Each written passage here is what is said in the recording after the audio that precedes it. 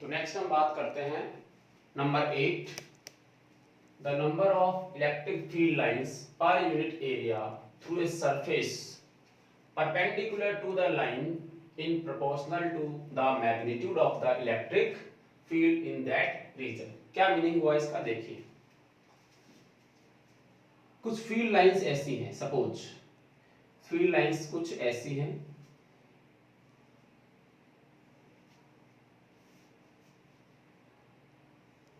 ऐसे कोई field lines है और हमने क्या किया, यहां पर कोई एरिया लिया लाइक दिस, ये कोई एरिया लिया, यहां भी हमने एक एरिया लिया, same unit area, unit area, ये यूनिट एरिया है और इसके अंदर परपेंडिकुलर, परपेंडिकुलर क्या हो रहा है, फील्ड लाइंस एंटर कर रही है। क्लियर है, इसमें परपेंडिकुलर फील्ड लाइंस एंटर कर रही है। इस वाले केस के अंदर, इस वाले केस के अंदर जितनी ज्यादा फील्ड लाइंस इस एरिया में से जाएंगी वहां पे इलेक्ट्रिक फील्ड क्या होगा, मोर होगा, और यहां पे इलेक्ट्रिक फील्ड क्या होगा, लेस होगा। मींस ये हुआ कि जहां जहां फील्ड लाइंस पास पास हैं वहां इलेक्ट्रिक फील्ड क्या होगा, ज्यादा। मतलब इलेक्ट्रिक फील्ड को अगर हम मैग्नीट्यूड वाइज देखें, वो भी फील्ड लाइंस के अंदर, तो हम ये कह सकते हैं कि जहां लाइंस पास पास होंगी वहां इलेक्ट्रिक फील्ड ज्यादा होता है और जहां लाइन दूर दूर होती हैं वहां इलेक्ट्रिक फील्ड लेस होता है, कम होता है। ठीक है, तो ये हमने फील्ड लाइंस बनाई थी। जैसे मान लो this is A and this is B, तो E A is greater than E B, ये इसका मैग्नीट्यूड हो गया कि यहां पे इलेक्ट्रिक फील्ड क्या है, ज्यादा, और यहां पे इलेक्ट्रिक फील्ड क्या है, कम। तो इलेक्ट्रिक फील्ड को देखने का तरीका क्या रहेगा कि जहां डेंसिटी ज्यादा होगी वहां इलेक्ट्रिक फील्ड ज्यादा होगा। It means strong electric field closer the field lines, field lines क्या होंगी, पास पास, मींस क्या होगा, मोर डेंसिटी। और वीक इलेक्ट्रिक फील्ड मींस क्या होगा, वीक इलेक्ट्रिक फील्ड का मीनिंग क्या होगा कि आपके पास फील्ड लाइंस दूर दूर होगी। ये जैसे मैं आपको बताता हूं, ये आपने प्लस क्यू चार्ज लिखा था, क्लियर, ठीक है, और आपने कुछ ऐसे इसकी फील्ड लाइंस बनाई थी, these are the electric field lines, ये इलेक्ट्रिक फील्ड लाइंस हो गई। ठीक है, अब आप देखेंगे कि इस वाले एरिया में, इस वाले एरिया में फील्ड लाइंस क्या है, पास पास, तो यहां यहां यहां हर एक जगह पे इलेक्ट्रिक फील्ड, जैसे मैंने बोला A B C D E F G और एच, इन सभी पॉइंट्स पे इलेक्ट्रिक फील्ड की वैल्यू क्या है, सेम है। इलेक्ट्रिक फील्ड की वैल्यू क्या है, सेम है। तो मैंने क्या लिखा देखिए, ई ए ई बी, ऐसे करते करते ई एच या ई एफ और ई एच, इन सब का मैग्नीट्यूड क्या है, सेम है। बट यहां देखिए, ये मान लो m पॉइंट है, ठीक है, तो हम क्या लिखेंगे, electric field at point m, इसका magnitude is not equal to electric field at point b या एट पॉइंट b। ये दोनों सेम नहीं है मैग्नीट्यूड, यहां मैग्नीट्यूड क्या है, कम है, और यहां मैग्नीट्यूड ज्यादा है। कम का पता कैसे चलता है, तो यहां इलेक्ट्रिक फील्ड लाइंस क्या है, दूर दूर हैं, और यहां क्या है, पास पास है। ठीक है, तो इससे हमें पता चलेगा। अब नेक्स्ट देखते हैं, ये जो फील्ड लाइंस यहां से बनी हुई हैं, ये 5 है, 6 है, 7 है, 10 है, जितनी भी बनी हुई हैं वो किस पर डिपेंड करती है, ये जो इसके चारों तरफ फील्ड लाइंस बनती हैं वो किस पर डिपेंड करती हैं, तो आंसर है वो इस चार्ज के मैग्नीट्यूड पर डिपेंड करती है। अगर चार्ज बहुत छोटा है तो कम फील्ड लाइंस निकलेंगी, अगर चार्ज उससे बड़ा है तो और ज्यादा फील्ड लाइंस निकलेंगी। तो नंबर ऑफ फील्ड लाइंस किस पर डिपेंड करती हैं, तो चार्ज के मैग्नीट्यूड पे। क्लियर है बात। तो यहां से हमने एक बात लिखी कि magnitude of charge is directly proportional number of electric field lines, number of electric field lines. जैसे हमने लिखा प्लस क्यू, अगर प्लस क्यू से कितनी 4 फील्ड लाइंस निकल रही है, कितनी 4, राइट। तो प्लस 2q से कितनी निकलेंगी, प्लस 2q से कितनी निकलेंगी, तो आंसर है 8, this one. So how many field lines are originate from any particular charge? It depends on the magnitude of the charge. Clear है बात, ठीक है, ओके। अब इसके लिए जो है हम लोग एग्जांपल लेके देखते हैं। चलो इसको लिख लो आप। जैसे मैं इसी का एग्जांपल लेता हूं, suppose this is A and this is B, दो चार्ज है। सो हमसे पूछा गया QB बाई QA, क्या पूछा गया, QB by QA, it means charge on this one. तो अगर मैं यहां पे कुछ भी नहीं लिखूं और केवल ये लिखूं, this is A, this is B, क्योंकि लिखा हुआ तो मैंने 2Q लिखेगा ना, 2Q बाई Q हो जाता। बट मान लो ऐसा कुछ भी नहीं लिखा हुआ, आपसे पूछा गया QB बाई QA, तो आप क्या करोगे, काउंट करोगे 1 2 3 4 5 6 7 8, राइट। ये 8 हो गई आपके पास, इसमें कितनी है 1 2 3 4, तो आप क्या लिखोगे 8 QB by 4, how much 2, so the ratio of QB and QA is 2, clear है। तो ये जो कितनी लाइंस निकलती है वो किस पर डिपेंड करती है, मैग्नीट्यूड पर डिपेंड करती है, क्लियर है, ठीक है।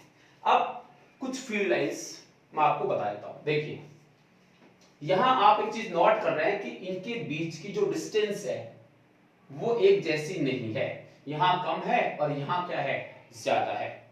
इसका मतलब ये जो फील्ड आप देख रहे हैं इसको हम बोलेंगे non uniform electric field, clear है। तो नॉन यूनिफॉर्म इलेक्ट्रिक फील्ड के अंदर डायरेक्शन और इनके बीच की डिस्टेंस को देखते हैं, ठीक है ना। अच्छा भाई, फिर ये कैसा है, तो आंसर है ये भी नॉन यूनिफॉर्म है, क्योंकि यहां कुछ कम है यहां कुछ ज्यादा है, और हर जगह पे डायरेक्शन ऑफ इलेक्ट्रिक फील्ड भी डिफरेंट है।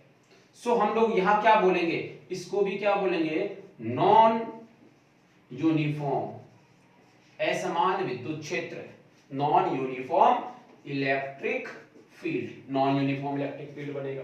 ये भी क्या है, नॉन यूनिफॉर्म इलेक्ट्रिक फील्ड है। तो फिर यूनिफॉर्म कैसा होता है, जैसे मैं मान लो ये आपका नॉन यूनिफॉर्म हो गया, तो मैं लिख लेता हूं यहां पे यूनिफॉर्म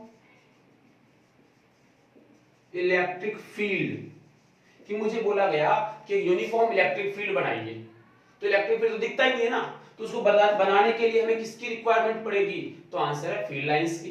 तो हमने क्या किया, एक फील्ड लाइंस बनाई 1 2 3 एंड 4, 1 2 3 4 कितनी बन सकती हैं, पर सब में आप देखिए this gap is x, this gap is again x and this is again x, सब में डिस्टेंस कितनी है x x की।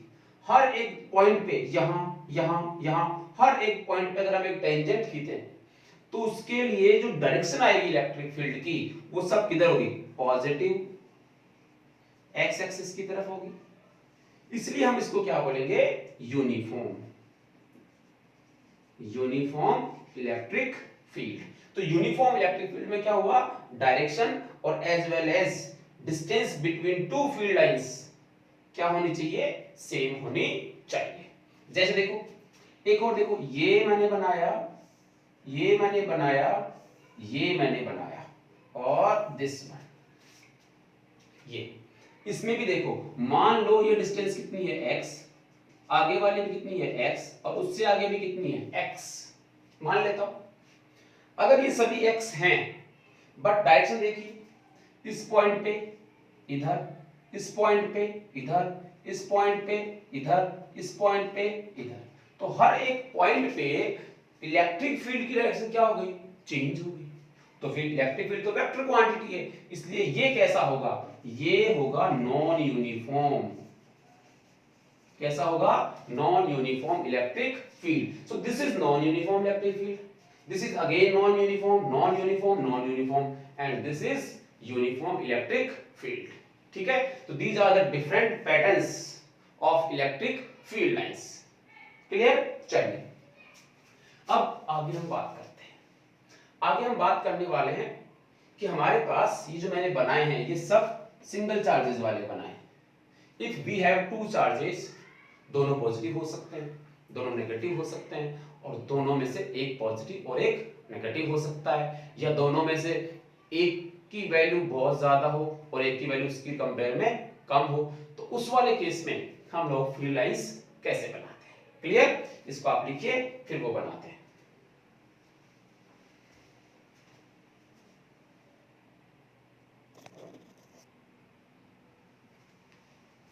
तो बात करते हैं कुछ और पैटर्न्स की. देखिए, अब आपके सामने आपसे कहा गया कि आपको फील्ड लाइन बनानी है. ठीक है, तो देखिए टू पॉजिटिव पॉइंट चार्ज हमने लिए. Suppose this is Q and this is again Q. आप यहां दोनों में क्या देख रहे हैं? Q और Q दोनों का मैग्नीट्यूड क्या है? सेम है. इसकी तुम्हें क्या बनानी है? फील्ड लाइन बनानी है. क्लियर?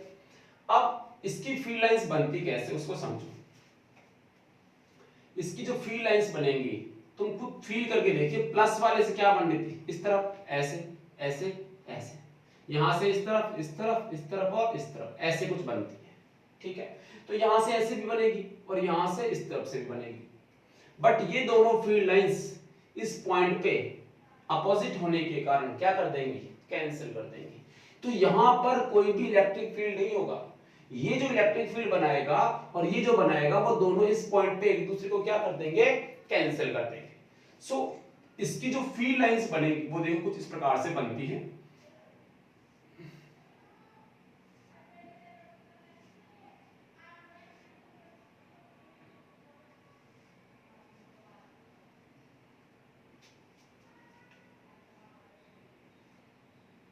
ये पैटर्न्स आपको आने चाहिए. ठीक है, इधर से देखो ऐसे कैसे बनेगा? इंटरसेक्ट कर नहीं सकती है.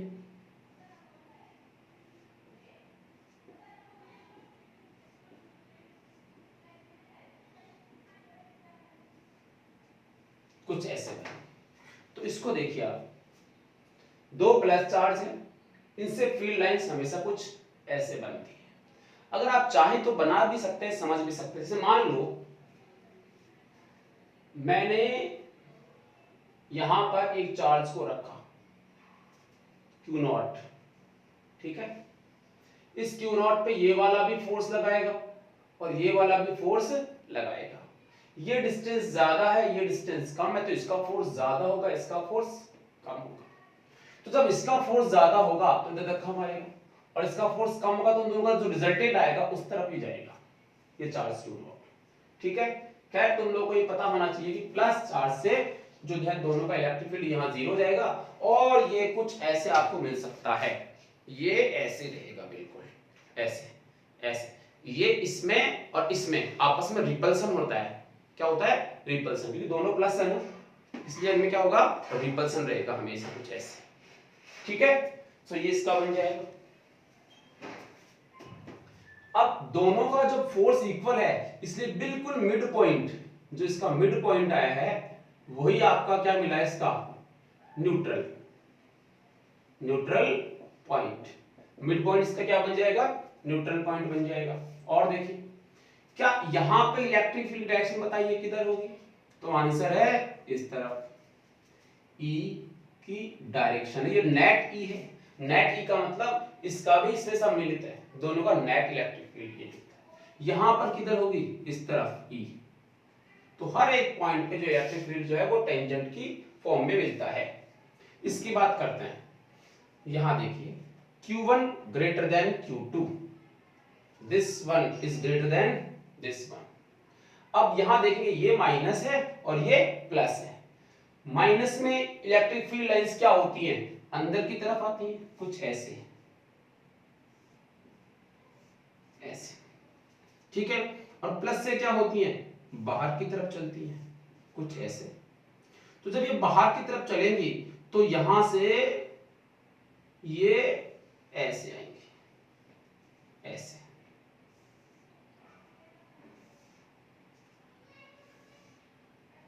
ऐसे इसकी वैल्यू ज्यादा है, इसकी वैल्यू क्या है, कम, इसलिए इसका फोर्स इस तरफ क्या रहेगा, ज्यादा रहेगा। इसलिए मैंने यहां आने के बाद इसको घुमाया है। अगर ये Q1 और Q2 दोनों सेम मैग्नीट्यूड के होते और एक माइनस होता और एक प्लस होता, तो सिंपली यहां से घूम के ऐसे बनता, सिंपली ऐसे, ठीक है ना। तो यहां से ये कुछ आपको ऐसे मिलेगा ये, लेकिन नेगेटिव में एंटर करेगा, नेगेटिव में एंटर करेगा और पॉजिटिव से बाहर निकलेगा। इस टाइप से जो है आपको इलेक्ट्रिक फील्ड मिलने वाला है, ठीक है। ये प्लस और माइनस का बनता है, ठीक है। और देखिए आगे बात करते हैं माइनस क्यू और प्लस क्यू की। जैसे ये किया है ना, ये मैं बता रहा था अभी आपको, तो इसका बनेगा ये प्लस है, प्लस से माइनस, प्लस से माइनस, प्लस से माइनस, ये, ठीक है। तो यहां इसमें न्यूट्रल पॉइंट नहीं मिलना आपको, प्लस से माइनस की तरफ मिलेगा। यहां बिल्कुल ऐसे ये, ठीक है, ये माइनस होगा, दिस वन ऐसे, कुछ ऐसे ये, और इसको छोड़ दीजिए इधर, इधर बना दीजिए प्लस वाले, ये प्लस, ये प्लस, 1 2 3 4 5 6, 1 2 3 4 5, और कौन सा छोड़ दिया, 6, ठीक है। इस टाइप से 3 और 3, ये। तो इससे हमेशा बाहर निकलते दिखाना है और इसके अंदर एंटर करवाना है। तो ये बन जाएगा फॉर ए डाइपोल। तो डाइपोल के लिए बना, यही यहां बना है। देखो दोनों में डिफरेंस क्या है, इन दोनों का मैग्नीट्यूड क्या है, सेम। यहां मैग्नीट्यूड सेम नहीं है। कौन सा ज्यादा है, Q2 ज्यादा है, सॉरी Q1 ज्यादा है, ये इसका फोर्स ज्यादा रहेगा, ठीक है ना। तो ये थोड़ा सा इस तरफ जो है आ जाएगा, ओके। इसको देखो, प्लस प्लस, जब दोनों प्लस होते हैं तो उस वाले केस के अंदर इसने बोला है ये Q1 है और ये क्या है, Q2 है। कौन ज्यादा और कौन कम, ये भी देख लो आप। तो यहाँ Q2 ज्यादा है और Q1 कम है, तो इसका फोर्स क्या होगा, ज्यादा होगा। और पहले भी आपने पढ़ा है कि न्यूट्रल पॉइंट किस तरफ होता है, तो स्मॉलर चार्ज की तरफ होता है। तो स्मॉलर चार्ज जिस तरफ होगा उस तरफ एक न्यूट्रल पॉइंट होता है, और अगर दोनों पॉजिटिव होते तो इनके बीच में कहीं ना कहीं वो न्यूट्रल पॉइंट होगा, सपोज ये, ठीक है। ये यहां सेंटर में तो नहीं होगा क्योंकि इसकी वैल्यू ज्यादा है, ये हम निकाल चुके हैं मैथमेटिकली। तो हम लोग अगर इसका बनाएंगे तो कैसा होगा देखना, थोड़ा सा ये,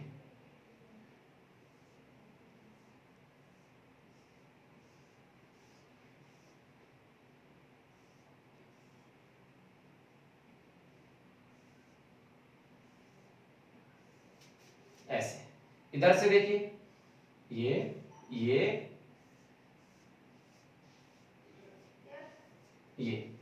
this is the neutral point जो स्मॉलर चार्ज की तरफ होगा, और ये क्या है आपका, इससे ज्यादा वाला चार्ज है, तो यहाँ न्यूट्रल पॉइंट आपका बन जाएगा। दूसरी बात, ये प्लस चार्ज है, इसमें सब में डायरेक्शन आपको ऐसे शो करनी है,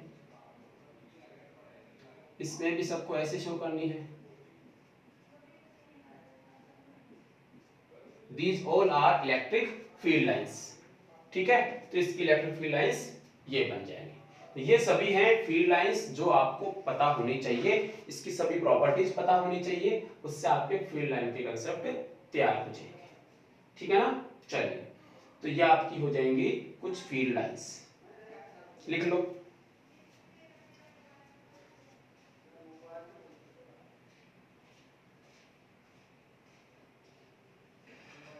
एक प्रॉपर्टी और बता देता हूं मैं आपको,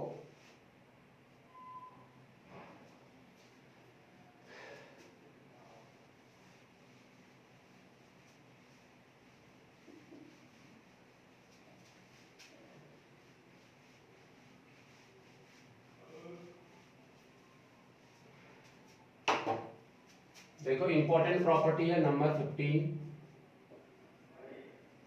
फील्ड लाइंस डू नॉट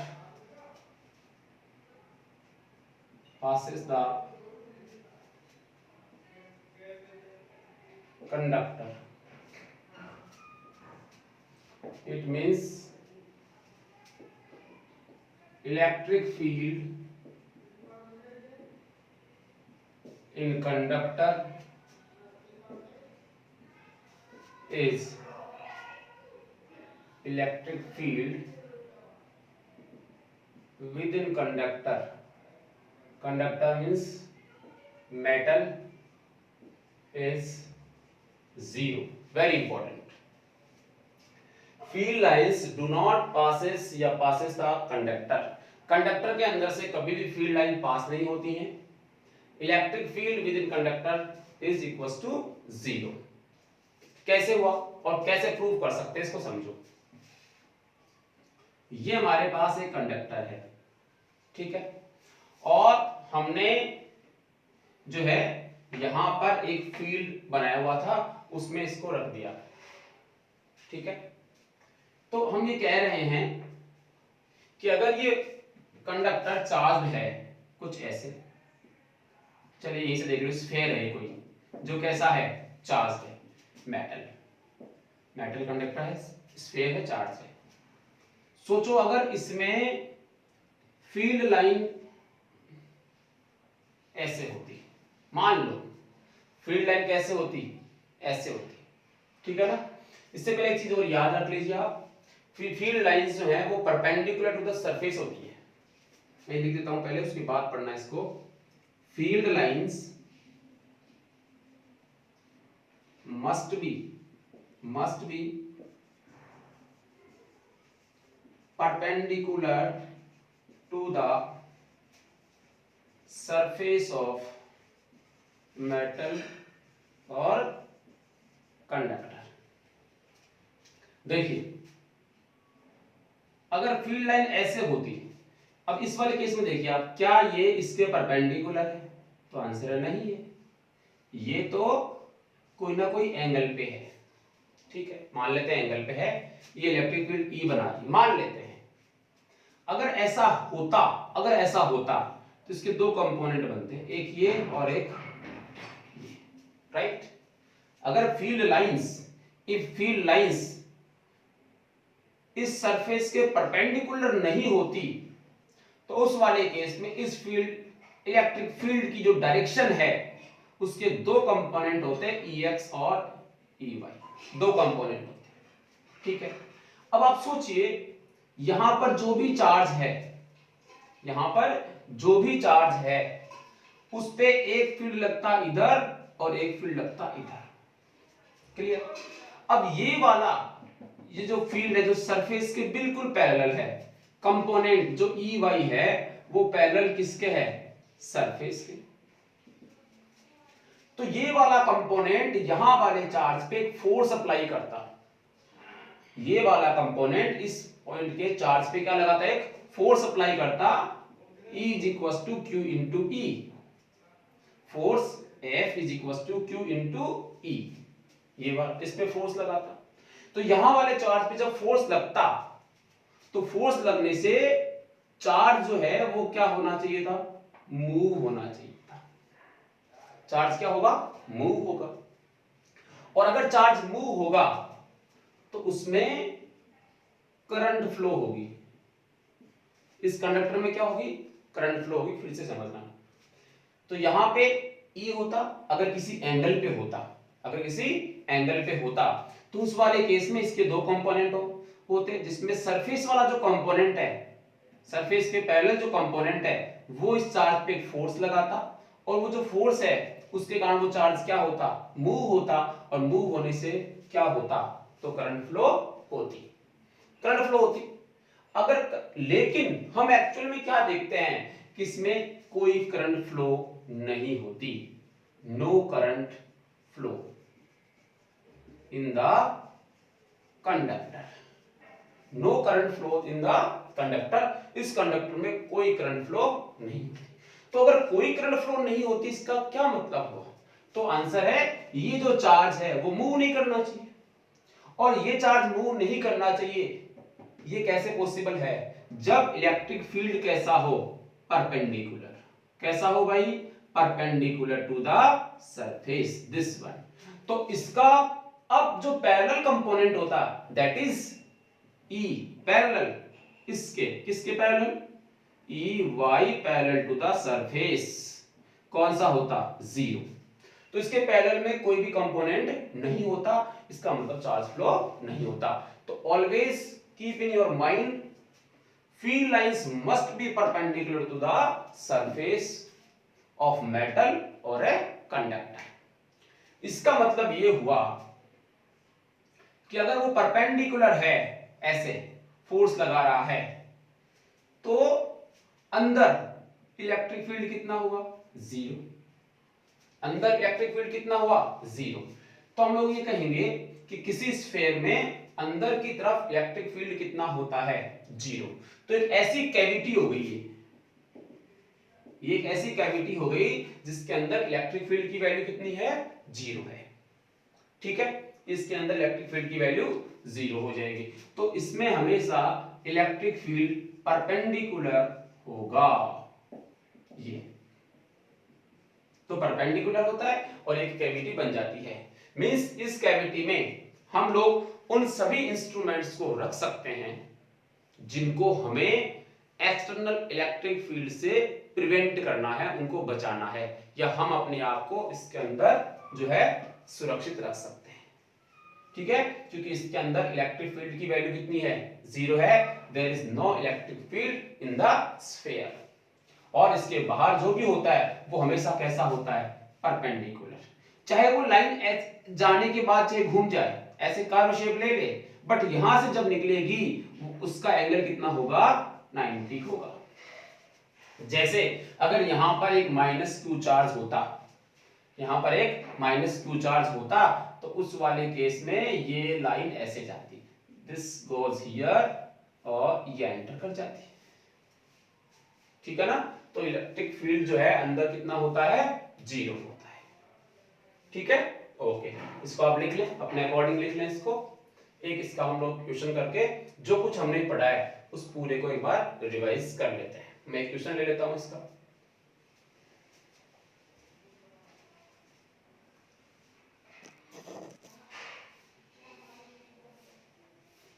तो ये क्वेश्चन आपके सामने है। इस क्वेश्चन से हम लोगों ने जो कुछ पढ़ा है उसका रिवीजन कर लेते हैं। देखो, हमें ऐसा कुछ एक पैटर्न दिया हुआ है, इलेक्ट्रिक फील्ड लाइंस दी हुई है, यहां पर एक चार्ज है और यहां पर एक चार्ज है, ए और बी पॉइंट्स पे, और ऐसा पैटर्न दिया हुआ है, एक पॉइंट सी गिवन है यहां पे। इस पे पूछा गया है is the field is uniform. ये तो आप बता सकते हैं क्या ये फील्ड यूनिफॉर्म है या नहीं। तो सॉल्यूशन देखते हैं इसका। फर्स्ट तो आंसर है नो। ये क्या है? Non uniform. नॉन यूनिफॉर्म समझ गए ना? हर एक पॉइंट पे इलेक्ट्रिक फील्ड डायरेक्शन कैसी है? डिफरेंट डिफरेंट है। जैसे यहां पर कैसी है? इस तरफ इलेक्ट्रिक फील्ड की डायरेक्शन, ठीक है ना? यहां पर कैसी है? इस तरफ इलेक्ट्रिक फील्ड की direction. Second thing, QA upon QB बताना है। QA अपॉन QB, ये A ये B। QA की वैल्यू कितनी है? ये तो अभी हमने पढ़ा है कि यहां अगर कोई वैल्यू गिवन नहीं है तो magnitude of charge is directly proportional to the number of electric field lines. So 1 2 3 4 5 6 7 8 9 10 11 12 कितने हैं इसके पास? 12। इधर कितनी है? 1 2 3 4 5 6। 12 by 6 is equals to 2. So QA upon QB is equals to 2. Sign बताइए QA और QB का। तो यहां से फील्ड लाइंस क्या हो रही हैं? रेडियली आउटवर्ड, और यहां से क्या है? Radially inward. It means B is negative and A is positive. A कैसा है? पॉजिटिव, और B कैसा है? नेगेटिव। A पॉजिटिव और B नेगेटिव है। ये हमें इन एरोस से समझ में आता है। अच्छा, अब एक बात और है, इसमें क्या कोई न्यूट्रल पॉइंट है? तो आंसर है यस। इसका मैग्नीट्यूड QA, इसका magnitude QB which is greater then QA is greater then QB। One is negative and other is positive. तो इस वाले केस के अंदर हमें जो न्यूट्रल पॉइंट मिलता है वो हमेशा कम वाले के पास में बाहर की तरफ मिलता है, ये हमने पढ़ा हुआ है। जो लेस होता है उसमें ही आउटसाइड मिलता है इन दोनों को मिलाने वाली लाइन के किसी पॉइंट पे, ये हमने पहले पढ़ा हुआ है। तो इन्होंने पूछा है कि if QA and QB separated by A distance 10√2-1 centimetre, find the position of neutral point, means this point C। ये हमें बताना है कि यहां से कितना है या फिर यहां से कितना है, ये हमें बताना है। ठीक है ना? तो इसके लिए क्या करें? इसके लिए जो आज हम लोगों ने केवल फील्ड लाइंस बनाई हैं, बेसिकली हम वही पढ़ रहे जो हमने पहले पढ़ा है। देखो कैसे, suppose this is QA and this is QB। Clear है? ठीक है, this is QA, this is QB, ये दोनों को मिलाने वाली लाइन। QB की वैल्यू कम है तो जिसकी वैल्यू कम होती है उसी तरफ क्या होता है? न्यूट्रल पॉइंट होता है। सपोज दिस इज C और this length is suppose L और दिस डिस्टेंस इज x, मान लेते हैं। तो यहां अगर न्यूट्रल पॉइंट है तो इस पे ये भी फोर्स लगाएगा और ये भी फोर्स लगाएगा, तो इन दोनों का जो फोर्स है वो अपोजिट एंड इक्वल होना चाहिए। तो हम लिख सकते हैं यहां पे एक फोर्स लगेगा, this is negative and this is positive, so this is the repulsion force FA, और इसके कारण जो लगेगा वो कौन सा लगेगा? FB, अट्रैक्शन का। और न्यूट्रल पॉइंट के लिए FA और FB का मैग्नीट्यूड क्या होना चाहिए? सेम होना चाहिए। जब इन दोनों का मैग्नीट्यूड की बात करेंगे उस वाले केस में आप जो है वो लिखेंगे FA, मींस इसने कितना फोर्स लगाया। सपोज यहां चार्ज कौन सा था? Q0, तो यहां लिखेंगे KQ इंटू Q0 यानी QA into Q0 by L plus x का whole square. This is equal to QB, ये क्या लिखोगे? K QB Q0 बाई ये कितना आ जाएगा? x का होल स्क्वायर, ये x स्क्वायर आ जाएगा। ये दोनों फोर्स इक्वल होने चाहिए। तो K से क्या हो जाएगा? K कैंसिल हो जाएगा, Q0 से Q0 कैंसिल हो जाएगा। इसको आप सॉल्व करोगे, QA कितना है? तो आंसर है 12 लिख लिया हमने, और नीचे क्या लिखा? L प्लस x का होल स्क्वायर। इधर कितना लिखोगे? 6/x स्क्वायर, इसका 6 लिखोगे तो ये कितना हो जाएगा? 2। इसको इससे मल्टीप्लाई कीजिए, कितना आएगा? 2x square is equal to L plus x का होल स्क्वायर। दोनों तरफ रूट ले लीजिए तो कितना आ जाएगा? यहां से देखो √2 इंटू x, इसका हो जाएगा L प्लस x। ओके, सो इस x को इधर लेके आइए तो x कॉमन आ जाएगा, बचेगा क्या? √2 - 1 is equal to L। L की वैल्यू कितनी है गिवन क्वेश्चन के अंदर? 10√2, तो हम लिखेंगे यहां से x is equal to 10√2 - 1 this one, और x इक्वल टू कर रहे तो ये √2 - 1 नीचे चला जाएगा, ये कैंसिल हो जाएगा, और x की वैल्यू कितनी आएगी? 10 सेंटीमीटर। मींस ये हुआ कि ये जो डिस्टेंस है वो कितनी है? 10 सेंटीमीटर है। तो डिस्टेंस कितनी जाएगी? 10 सेंटीमीटर हो जाएगी, और ये आपका आंसर होगा 10 सेंटीमीटर इसका न्यूट्रल पॉइंट होगा। ठीक है, तो पहले भी हमने ऐसा क्वेश्चन किया है। आज हमने जो इलेक्ट्रिक फील्ड था उसको वहां पे रिप्रेजेंट और कर दिया, बस इतना सा डिफरेंस है। ठीक है, तो ये थी कुछ प्रॉपर्टीज इलेक्ट्रिक फील्ड लाइंस की।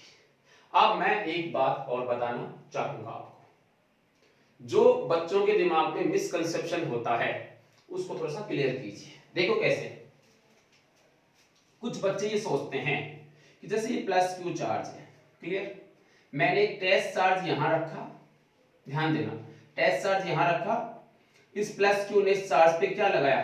फोर्स लगाया, इसके कारण ये चार्ज ऐसे चलता गया आगे, यहाँ भी फोर्स ऐसे लग रहा था, यहाँ भी फोर्स ऐसे लग रहा था, और ये चार्ज कुछ इस ट्रेजेक्टरी पे, इस वाले ट्रेजेक्टरी पे जा रहा था।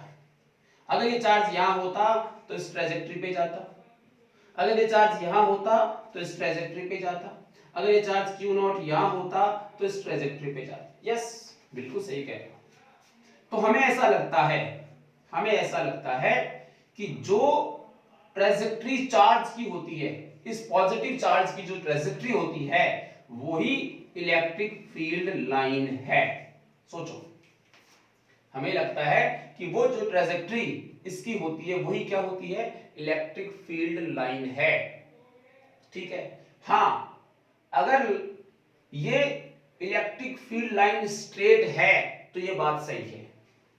अगर ये इलेक्ट्रिक फील्ड लाइन कैसी है, स्ट्रेट है, तो आप ये कह सकते हैं कि फोर्स लगने से चार्ज जिस पाथ पे ट्रैवल करता है वो पाथ ही उसका इलेक्ट्रिक फील्ड लाइंस होती हैं, कह सकते हो। बट अगर आपके पास फील्ड लाइंस कैसी हो, कर्व हो, उस वाले केस में आपका ये कहना गलत होगा। क्यों होगा उसको समझते हैं। देखो, इसी से लेता हूं मैं सब कुछ, ध्यान देना।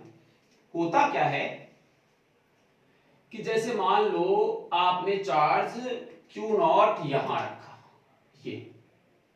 ये आपने Q नॉट रखा यहां। जब आपने यहां Q नॉट रखा तो हमें पता है कि जो फोर्स की डायरेक्शन है वो ये है, इस पॉइंट पे ये फोर्स की डायरेक्शन, और इसी पॉइंट पे इलेक्ट्रिक फील्ड की डायरेक्शन भी यही है। ये तो हम कहते हैं कि जो फोर्स की डायरेक्शन है वो इलेक्ट्रिक फील्ड की डायरेक्शन है। ठीक है, यहां आए तो फोर्स की डायरेक्शन भी ये, इलेक्ट्रिक फील्ड की डायरेक्शन भी ये भी मानने वाली बात। तो क्या ये जरूरी है कि ये चार्ज बिल्कुल इसी पे लाइन पे चलेगा? तो इसका आंसर है नहीं, ये जरूरी नहीं है। उसका रीजन समझिए।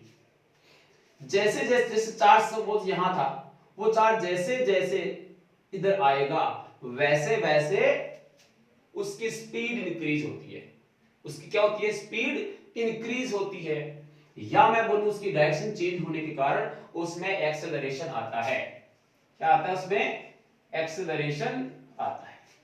तो जैसे जैसे चार्ज की स्पीड इंक्रीज होगी उस वाले केस में क्या होता है, कभी कभी ये जो चार्ज है वो अपने इस वाले पाथ को छोड़ के कुछ ऐसे आ जाता है, इस वाले पाथ को छोड़ के ऐसे आ जाएगा।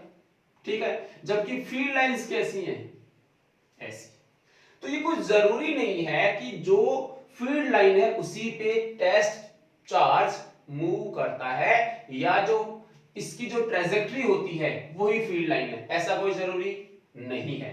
ये कब पॉसिबल है? जब फील्ड लाइंस कैसी हो, स्ट्रेट हो। अगर स्ट्रेट नहीं है, कर्व लग की लाइन में है, उस वाले केस में इसकी स्पीड रेगुलरली क्या होती है, इंक्रीज होती है, और इंक्रीज होने के कारण फोर्स ज्यादा हो जाता है और वो इस ट्रेजेक्टरी को छोड़ देता है, कुछ ऐसे आ जाता है। ठीक है ना? इसलिए हम कभी भी ये नहीं कहेंगे, जनरली हम ये नहीं कहेंगे कि किसी टेस्ट चार्ज की जो ट्रेजेक्टरी होती है वही फील्ड लाइन होती है, ऐसा कहना गलत होगा। ठीक है, ये तब पॉसिबल है जब फील्ड लाइंस कैसी हो, स्ट्रेट हो। क्लियर है? तो ये आज का अपना जो टॉपिक था, इलेक्ट्रिक फील्ड लाइंस। नेक्स्ट जो हमारा टॉपिक होगा वो प्योर न्यूमेरिकली टॉपिक होगा, जिसमें मैं बात करने वाला हूं आपसे F = QE के बारे में। Force due to electric field on charge Q, force due to electric field on charge Q। ये जो फोर्स होता है, इसी फोर्स की बात करेंगे, इसी के नंबर ऑफ न्यूमेरिकल सॉल्व करेंगे, इसी से हम सिंपल पेंडुलम का क्वेश्चन सॉल्व करेंगे आगे जाके। ठीक है ना? इसी से हम लोग फिर से इक्विलिब्रियम पढ़ेंगे, equilibrium of electric field. Charge का इक्विलिब्रियम देखेंगे, इसमें देखेंगे इलेक्ट्रिक फील्ड के अंदर। So very important topic, force due to electric field on charge Q। ये हम लोग नेक्स्ट लेक्चर में देखने वाले हैं। Thank you.